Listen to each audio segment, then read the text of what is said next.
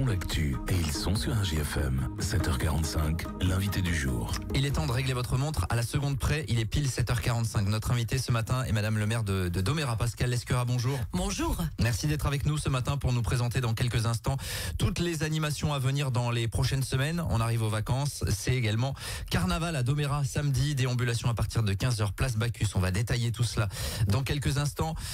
Avant cela, les principaux dossiers qui sont en cours du côté de Domérat. On sait qu'il y a beaucoup d'interrogations autour de cette fameuse grande surface de Cœur de Bourg. Ça avance positivement? Ça avance positivement, ça avance bien et on a bon espoir d'un retour d'une supérette très prochainement. Oui, parce qu'il y avait le stock à liquider, notamment, tout cela a été fait. Ça y est, le stock est liquidé. Bon, on sait qu'on a un délai d'un an à partir de septembre 2024. Mais là, le processus avance de façon positive et je suis optimiste. Et voilà. vous étiez venu il y a un peu plus de 2 mois maintenant et vous nous disiez qu'il y avait des enseignes qui potentiellement étaient intéressées déjà. Il y a des enseignes intéressées et on suit ce dossier de très près. J'imagine, même si évidemment la municipalité n'a pas la main directement. Bien sûr que ça non. reste de l'ordre du privé, mais on peut être facilitateur dans ces cas-là. Un mot sur les principaux dossiers d'investissement, notamment les cours de tennis qui, ça y est, pour certains les ont vus, sont sortis de terre, en tout cas le complexe à côté du stade. Il y a juste un petit retard dû au marquage, dû aussi aux conditions météo, donc dès que le marquage va être terminé, le cours de tennis va être officiellement livré, je pense, dans les 2 mois qui viennent. Ça dépend quand même un petit peu de la météo. Ça, c'est le projet qui est terminé de toute façon. Et puis, le gros projet 2025, c'est la rénovation du centre Poncé, puisque, comme je le dis depuis un moment, c'est une salle qui a 50 ans, qui a besoin de rénovation énergétique. Vous savez, on est tous dans les économies d'énergie. Donc, il y aura effectivement le changement des projecteurs sur les terrains de foot pour faire, là aussi, de l'économie. Et Poncé, c'est changement des huisseries, du système de chauffage, réparation du toit, isolation extérieure par les murs. C'est une belle salle qui est très prisée, très demandée, mais qui a besoin effectivement de rénovation. Elle a 50 ans et les matériaux utilisés il y a 50 ans, les matériaux aujourd'hui ne sont pas les mêmes et certains sont plus énergivores que d'autres. Ça va être coûteux forcément parce que c'est grand, le centre Albert Français. Ça va être très coûteux, donc on attend les derniers chiffrages et puis on a déjà commencé à faire un petit peu nos demandes de subventions et on espère, on croit en la générosité de l'État et des collectivités qui vont nous aider. C'est des gros dossiers à monter, j'imagine. Oui, c'est un gros dossier, oui. Mais c'est un dossier qui est primordial pour la population domératoise. En parlant d'énergie, vous aviez l'année dernière lancé également toute une démarche autour du photovoltaïque. J'imagine que c'est en cours là aussi, ça prend du temps. Il y a toutes nos ombrières là. Les permis de construire ont été déposés puisqu'on met de l'ombrière sur un certain nombre de parkings, que ce soit vers le cimetière, que ce soit des préaux, là où il n'y en a pas, sur les parkings du stade, vers les ateliers municipaux, parking Poncé aussi. Donc on a 7 sites sur lesquels il y aura des ombrières, parking aussi de la pétanque, vers les terrains, un certain nombre de terrains même auront des ombrières, et puis 2 préaux dans 2 écoles différentes qui sont Fournier, et puis je sais plus laquelle. Une deuxième école, voilà. Avec pour objectif de apporter votre pierre à l'édifice finalement sur cet aspect. Bien sûr, oui. Et puis bon, le côté ombrière sur les parkings, c'est important, que ce soit pour la pluie, la grêle ou la chaleur, pour nos voitures. Donc, et ça ne détruit pas le paysage rural quand on met des ombrières sur des parkings. Puisque c'est des lieux qui sont déjà urbanisés ou en tout cas où il y a déjà des constructions. Donc on met pas ça au milieu des champs. Bien sûr, on suivra ça bien évidemment. Et en attendant, il y a donc le carnaval. Ça, c'est le signe que le printemps arrive. Domérat fait son carnaval. Ce sera samedi pour lancer les vacances de février. C'est chouette, oui, parce que ça démarre aux vacances de février. Ça veut dire que ça peut permettre aux enfants, aux familles de se retrouver. J'espère que je n'ai pas entendu la météo, mais j'espère qu'il va faire beau. Il fait toujours beau à Domérat, non? Il fait toujours beau. Il y aura un arrêté municipal de toute façon. Voilà. Aujourd'hui, il y a des ateliers. Aujourd'hui ou demain, je crois, à la médiathèque, un masque. Et puis, par contre, sur site, il y aura des ateliers maquillage.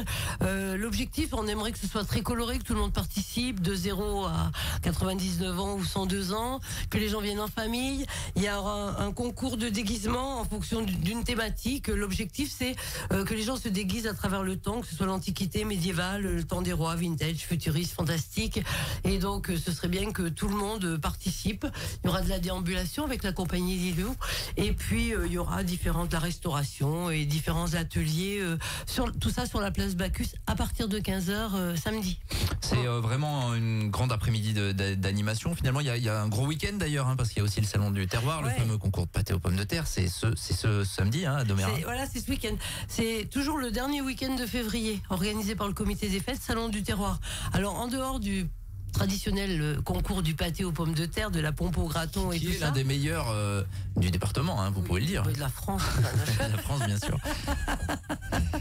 Eh bien, il y a ce salon du terroir qui regroupe un certain nombre de producteurs locaux ou de petits producteurs avec vraiment des très bons produits. C'est le salon du bien manger, hein, ouais. Mais c'est très sympa. Il y a les habitués qui viennent avec des prix concurrentiels et vraiment des bons produits. Voilà. Ça veut dire que ça va bouger autour du centre Albert Poncet de la place Bacchus. Donc 15h pour le coup d'envoi de la déambulation dans le cadre du carnaval. Buvette, petite restauration, maquillage évidemment sur place avec la compagnie Lilou, vous l'avez dit. Et ça lance finalement des prochaines semaines qui vont être très denses en matière d'animation et de culture à Domérat, avec notamment la quinzaine du jeu également à la médiathèque la semaine prochaine. Sur toutes les vacances scolaires. Et là c'est pareil, il y a un voyage dans le temps au niveau du jeu. Il y aura des jeux des années 20, des années 30, casino, des années 40, des années 50, des années 60, des années 80, des années 2000. Donc tous les nostalgiques pourront y aller, puis des jeux futuristes. Et cette quinzaine du jeu fait appel, alors il y a des horaires différents en fonction des tranches d'âge, mais fait appel aussi à l'imagination, la résolution d'énigmes, où vous pouvez être l'acteur de votre propre jeu.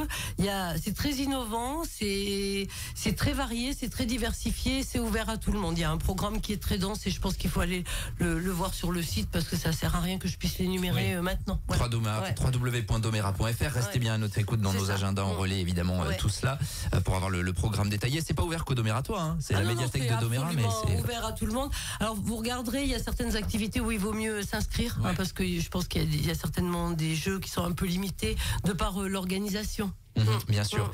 Il y aura également, alors si on se projette un petit peu plus et si on est sur la thématique du printemps, hein, puisque le carnaval ça annonce également la fin de l'hiver, il y aura la fête des plantes qui va revenir le 26 avril dans 2 mois maintenant. Oui, alors la fête des plantes c'est toujours aussi le dernier week-end, le dernier samedi d'avril. Hein, vous savez, il y a des repères comme ça, pâté aux pommes de terre dernier week-end de février, salon du terroir.